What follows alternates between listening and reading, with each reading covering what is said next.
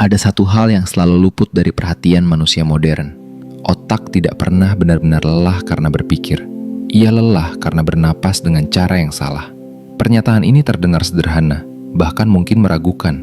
Namun ribuan tahun sebelum istilah burnout, overthinking, atau kecemasan kronis dikenal, para tabib dan praktisi spiritual kuno sudah memahami satu kebenaran sunyi. Napas adalah pintu masuk tercepat menuju ketenangan batin. Bayangkan, otak Anda seperti permukaan danau. Setiap pikiran adalah riak. Setiap emosi yang tak terselesaikan adalah angin yang terus mengaduk airnya. Kita mencoba menenangkan danau itu dengan logika, afirmasi, atau distraksi. Padahal, para penyembuh kuno memilih jalan lain. Mereka menenangkan anginnya, bukan airnya. Dan angin itu bernama napas. Dalam video ini, kita tidak akan membahas teknik pernapasan modern yang viral atau metode instan yang dibungkus janji kosong. Kita akan menelusuri sebuah teknik napas kuno diwariskan lintas generasi yang dirancang untuk berbicara langsung dengan sistem terdalam tubuh, tempat di mana ketegangan mental sebenarnya bermula. Teknik ini tidak menuntut kepercayaan buta. Ia tidak membutuhkan imajinasi berlebihan atau ritual rumit. Yang ia minta hanya satu hal, kesediaan untuk berhenti sejenak dan bernapas dengan sadar. Dalam beberapa menit, bukan hanya pikiran yang melambat, tetapi seluruh sistem saraf mulai mengingat keadaan alaminya, tenang, waspada, dan jernih. Di balik kesederhanaannya, tersembunyi mekanisme yang sangat presisi, seolah tubuh manusia memang diciptakan untuk disembuhkan lewat napas. Dan sekarang, pertanyaannya bukan lagi apakah teknik ini bekerja, melainkan mengapa kita begitu lama melupakannya. Dalam hampir setiap peradaban kuno, napas tidak pernah dianggap sebagai fungsi biologis semata. Ia dipahami sebagai jembatan antara tubuh, pikiran, dan kesadaran. Di Tiongkok kuno, napas dikenal sebagai qi, energi hidup yang mengalir melalui meridian. Di India, ia disebut prana, inti dari seluruh praktik yoga dan Ayurveda. Bahkan dalam tradisi Yunani awal, kata pneuma berarti sekaligus napas, jiwa, dan daya hidup. Mengapa napas begitu sentral? Karena para tabib kuno mengamati sesuatu yang kini baru dikonfirmasi sains modern. Ritme napas secara langsung mengatur keadaan otak dan sistem saraf. Penelitian neurosains menunjukkan bahwa pernapasan lambat dan teratur mampu menurunkan aktivitas amigdala, pusat kecemasan otak, serta mengaktifkan saraf vagus, jalur utama tubuh menuju kondisi tenang dan restoratif. Dokter dan peneliti modern di bidang psikosomatik menyebutnya sebagai biological switch alami untuk menenangkan pikiran. Dalam konteks nyata hari ini, teknik ini menjadi semakin relevan. Kita hidup di era rangsangan tanpa henti. Layar, notifikasi, tuntutan mental, yang membuat napas menjadi dangkal dan terburu-buru tanpa kita sadari. Para ahli kesehatan menyepakati bahwa pola napas kronis yang salah berkaitan erat dengan kecemasan, gangguan tidur, bahkan kelelahan emosional jangka panjang. Teknik napas kuno ini lahir bukan dari teori, melainkan dari pengamatan tubuh manusia selama ribuan tahun. Ia bertahan karena bekerja, diam-diam, konsisten, dan tanpa paksaan.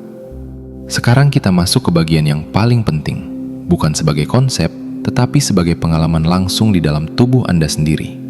Teknik napas ini tidak bekerja karena sugesti, melainkan karena ia mengikuti arsitektur alami sistem saraf manusia. Lakukan dengan perlahan. Di sini, kecepatan justru adalah musuh. Pertama, posisi tubuh. Duduklah dengan tulang punggung tegak namun tidak kaku, seolah kepala Anda digantung lembut oleh benang tak terlihat. Jika duduk terasa sulit, berbaring pun tidak masalah, asal tulang belakang tetap lurus. Posisi ini penting karena nafas bukan hanya keluar masuk paru-paru, tetapi juga bergerak mengikuti poros tubuh. Kedua, kesadaran awal terhadap napas. Sebelum mengubah apapun, perhatikan napas Anda apa adanya selama 1 menit. Apakah dangkal, terburu-buru, terhenti di dada? Jangan dikoreksi. Seperti tabib kuno, kita mulai dengan mengamati, bukan mengintervensi. Kesadaran ini sendiri sudah mulai mengirim sinyal ke otak bahwa tidak ada ancaman. Ketiga, ritme inti teknik ini. Inilah jantungnya. Tarik napas perlahan melalui hidung selama 4 hitungan, biarkan udara turun hingga ke perut, bukan berhenti di dada. Lalu tahan 2 hitungan, bukan dengan menahan paksa, tetapi seperti air yang diam di dasar sumur. Setelah itu, hembuskan napas melalui hidung atau mulut selama 6 hingga 8 hitungan. Perbandingan ini penting, hembusan lebih panjang daripada tarikan. Dalam bahasa tubuh, ini adalah sinyal universal untuk aman. Setiap kali Anda memperpanjang embusan, sistem saraf parasimpatik, mode pemulihan tubuh, mulai mengambil alih. Lakukan siklus ini selama 5 hingga 7 menit. Jangan mengejar sensasi khusus. Jangan menunggu keajaiban. Teknik ini bekerja justru ketika Anda tidak menuntut hasil. Sekarang, mari kita pahami apa yang terjadi di balik layar. Saat napas diperlambat dan diperdalam, kadar karbon dioksida dalam darah meningkat secara sehat. Ini bukan racun, ini adalah sinyal kimia yang memberitahu pembuluh darah otak untuk melebar. Aliran darah meningkat. Otak, yang sebelumnya tegang dan defensif, mulai masuk ke mode observatif. Manfaat praktis yang sering muncul tanpa dipaksa, antara lain, pikiran yang sebelumnya meloncat-loncat mulai melambat. Detak jantung menjadi lebih teratur. Sensasi berat di kepala berkurang. Tubuh terasa hadir, bukan melayang dalam kecemasan. Namun ada satu elemen tambahan yang jarang dibahas, arah perhatian. Saat menghembuskan napas, arahkan perhatian ke area di belakang pusar atau ke tulang ekor. Ini bukan visualisasi magis, melainkan cara untuk menurunkan dominasi otak dan mengaktifkan kesadaran tubuh bawah. Wilayah yang secara biologis lebih stabil. Tantangan umum biasanya muncul di menit-menit awal. Sebagian orang merasa pusing ringan. Ini bukan kekurangan oksigen, melainkan perubahan cepat pada pola napas lama. Solusinya sederhana, perlambat sedikit, kurangi kedalaman, dan lanjutkan dengan lembut. Tubuh sedang menyesuaikan diri. Hambatan lain adalah pikiran yang terus menyela. Di sini, jangan dilawan. Setiap kali pikiran muncul, perlakukan ia seperti awan lewat di langit. Napas adalah langitnya, pikiran hanyalah lalu lintas sementara. Untuk hasil optimal, lakukan teknik ini. Sebelum tidur, saat bangun pagi, atau di sela hari ketika mental terasa penuh. Para praktisi kuno menyebut ini sebagai membersihkan pintu gerbang kesadaran. Bukan karena pikiran dihentikan, tetapi karena ia akhirnya berhenti berteriak untuk didengar. Dan di titik inilah perubahan mulai terasa, bukan sebagai ledakan, melainkan sebagai keheningan yang stabil. Ketika teknik napas ini dipraktikkan secara konsisten, hasil yang muncul seringkali mengejutkan karena sifatnya halus namun mendasar. Ini bukan perubahan dramatis yang meledak di permukaan, melainkan pergeseran dari dalam. Seperti tanah yang perlahan menjadi subur kembali setelah lama mengering. Hal pertama yang dirasakan banyak orang adalah perubahan hubungan dengan pikiran. Pikiran tidak serta-merta menghilang, tetapi jaraknya berubah. Jika sebelumnya, pikiran terasa seperti ombak yang menyeret kesadaran kemana-mana, kini ia lebih menyerupai suara latar. Anda masih mendengarnya, tetapi tidak lagi terseret olehnya. Ini terjadi karena pusat kendali stres di otak tidak lagi memegang kemudi penuh. Secara neurologis, napas panjang dan teratur menciptakan ritme yang sinkron dengan gelombang otak alfa. Keadaan mental yang biasanya muncul saat seseorang berada di ambang meditasi ringan atau kreativitas tenang. Dalam bahasa tabib kuno, ini disebut kembalinya kesadaran ke rumahnya. Bukan melayang ke masa lalu atau masa depan, tetapi menetap di saat ini. Perubahan berikutnya terjadi pada tubuh emosional. Banyak emosi yang selama ini terasa tak jelas asalnya. Gelisah, mudah tersinggung, atau sedih tanpa sebab, perlahan melemah. Ini bukan karena emosi ditekan, tetapi karena sistem saraf tidak lagi memperlakukannya sebagai ancaman. Seperti api yang kekurangan oksigen, emosi reaktif kehilangan bahan bakarnya. Bayangkan sistem saraf seperti seekor kuda liar. Selama ini, kita mencoba menjinakkannya dengan pikiran, tarikan tali yang kasar. Teknik napas ini bekerja sebaliknya. Ia menenangkan kuda itu dengan ritme, dengan kehadiran, dengan kepercayaan. Dan kuda yang tenang, secara alami, menjadi patuh. Dalam praktik yang lebih mendalam, sebagian orang mulai merasakan sensasi hangat atau berat yang menyenangkan di perut, dada, atau tulang belakang bawah.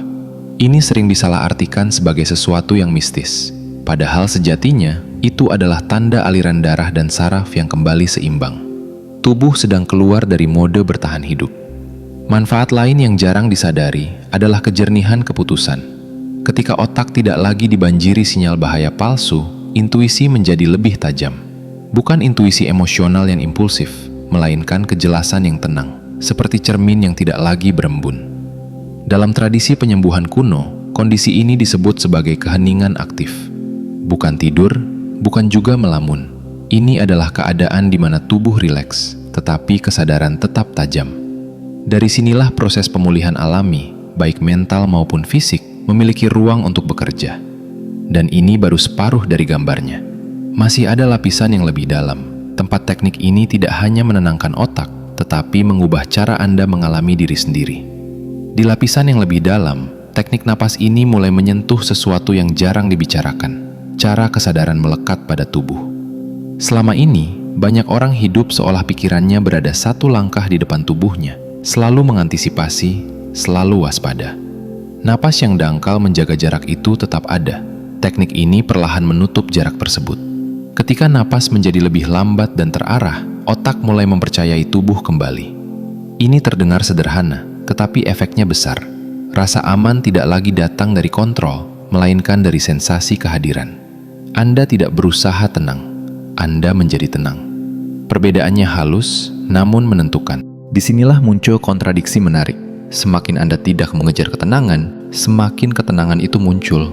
Banyak orang gagal karena menjadikan teknik napas sebagai alat pelarian. Ingin cepat damai, cepat lepas dari rasa tidak nyaman. Padahal, para tabib kuno mengajarkan sebaliknya. Napas bukan untuk menghindari pengalaman, melainkan menampungnya tanpa runtuh. Dalam praktik berkelanjutan, sebagian orang mulai menyadari perubahan dalam pola tidur. Bukan karena tubuh dipaksa rileks, tetapi karena sistem saraf belajar ritme baru. Seperti jam tua yang kembali disetel, tubuh menemukan kembali kapan harus aktif dan kapan harus memulihkan diri. Inilah sebabnya teknik ini sering digunakan dalam tradisi penyembuhan untuk gangguan yang tidak bisa dijelaskan secara medis semata. Ada pula aspek yang jarang dibahas, keheningan batin yang jujur. Bukan keheningan kosong, tetapi ruang di mana pikiran tetap ada tanpa dominasi. Dalam ruang ini, seseorang mulai mengenali perbedaan antara suara kebiasaan dan suara kebijaksanaan. Banyak keputusan hidup yang selama ini terasa rumit, tiba-tiba menjadi sederhana. Bukan karena jawabannya berubah, tetapi karena kebisingannya mereda. Para praktisi kuno percaya bahwa napas yang sadar membuka kembali jalur komunikasi antara lapisan sadar dan bawah sadar. Dalam bahasa modern, ini berarti memulihkan dialog antara korteks rasional dan sistem limbik emosional. Ketika keduanya selaras, tubuh berhenti mengirim sinyal darurat yang tidak perlu. Namun penting untuk dipahami, teknik ini bukan solusi instan untuk semua masalah. Ia adalah fondasi. Seperti membersihkan lensa sebelum melihat jauh. Tanpa fondasi ini, banyak praktik spiritual atau penyembuhan menjadi tidak stabil, seperti membangun rumah di atas pasir. Di titik ini, napas tidak lagi dipraktikkan sebagai teknik, melainkan sebagai cara berada. Anda mulai menyadari napas di tengah percakapan, di tengah tekanan, bahkan di tengah ketidakpastian. Dan disitulah transformasi sejati terjadi. Diam, bertahap, dan nyaris tak terlihat dari luar. Yang tersisa hanyalah satu bagian terakhir. Bagaimana menyatukan semua ini menjadi satu pemahaman yang utuh. Teknik napas ini tidak menjanjikan pelarian dari hidup, melainkan cara baru untuk mengalaminya. Kita telah melihat bagaimana napas, sesuatu yang selalu ada namun jarang diperhatikan, mampu menenangkan otak, merapikan sistem saraf, dan membuka ruang batin yang lebih jernih. Bukan melalui paksaan, tetapi melalui ritme yang selaras dengan tubuh. Inti dari semua ini sederhana namun mendalam. Ketika napas kembali ke alaminya, pikiran pun mengikuti. Ketenangan bukan diciptakan, ia diingat kembali. Jika ada satu hal yang layak Anda bawa dari video ini, itu bukan tekniknya semata, melainkan sikapnya. Luangkan beberapa menit setiap hari untuk bernapas dengan sadar, bukan untuk memperbaiki diri, tetapi untuk hadir sepenuhnya. Di dunia yang bergerak semakin cepat, kemampuan untuk berhenti sejenak adalah bentuk kebijaksanaan yang langka. Dan mungkin, di antara tarikan dan hembusan yang tenang itu, Anda akan menemukan sesuatu yang selama ini dicari, bukan di luar, melainkan di dalam. Diamlah sejenak, bernapaslah, dan biarkan tubuh mengingat jalannya sendiri.